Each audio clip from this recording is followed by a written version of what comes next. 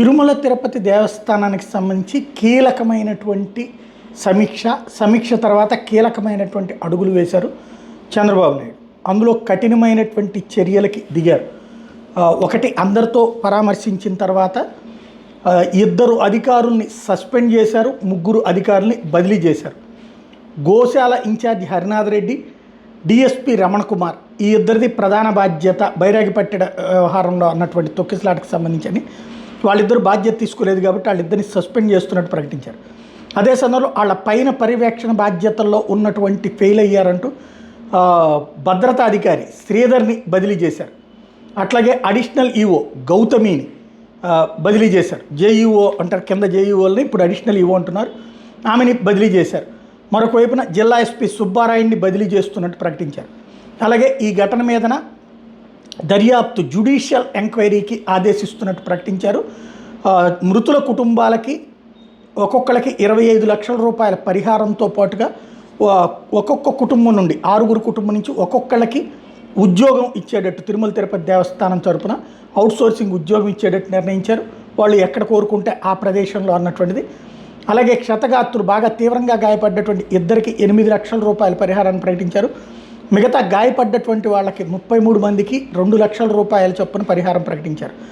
అలాగే ఈ సందర్భంగా తిరుమల తిరుపతి దేవస్థానానికి సంబంధించినటువంటి సభ్యులు ఎవరైతే ఉన్నారో వాళ్ళ పట్ల ఆగ్రహం వ్యక్తం చేశారు. బాధ్యతగా ఉండాలి, అధికారం కింద ఫీల్ కాకూడదు, ఇక్కడ సొంత పనుల కోసం పనిచేస్తున్నట్టుంది, దాన్ని సరి చేసుకోవాలన్నారు. అట్లాగే దర్శనానికి సంబంధించి 2 కీలకమైనటువంటి ప్రకటనలు చేశారు.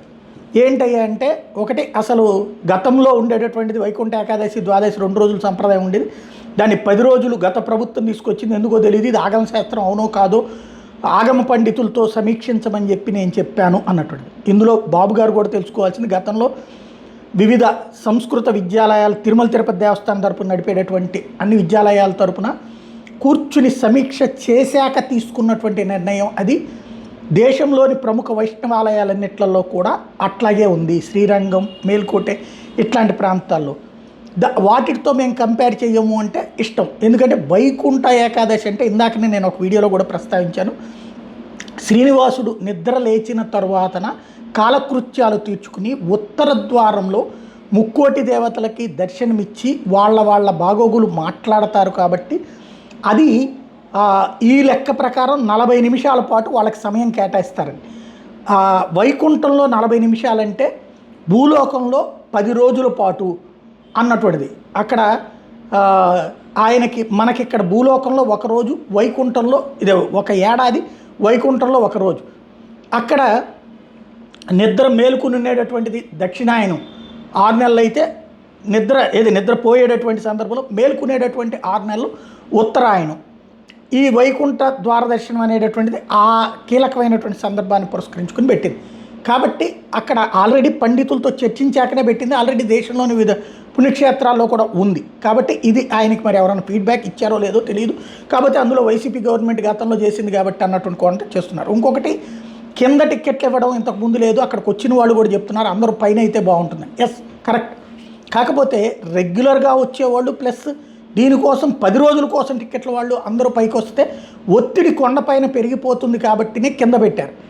ఇందులో ఇంకొక లాజికల్ పాయింట్ ఏంటంటే, కింద టిక్కెట్లు ఎప్పుడు ఇచ్చే సంప్రదాయం లేదన్నారు. ఇప్పుడు కాదు, ఎప్పటి నుంచినో, ఈవెన్ చంద్రబాబు గారు ఉన్నప్పటి నుంచి, రాజశేఖర రెడ్డి ఉన్నప్పటి నుంచి కూడా రెగ్యులర్ టిక్కెట్లు కూడా శ్రీనివాసంలో కింద ఉన్నటువంటి 3 ప్రదేశాల్లో కూడా రోజు కూడా 20,000 టిక్కెట్లు ఇస్తారు, శేఖర దర్శన టిక్కెట్లు. అది కాబట్టి అది ఆయనకి ఫీడ్బ్యాక్ ఉండకపోవచ్చు. అవి 2 చెక్ చేసుకుంటే సరిపోతుంది.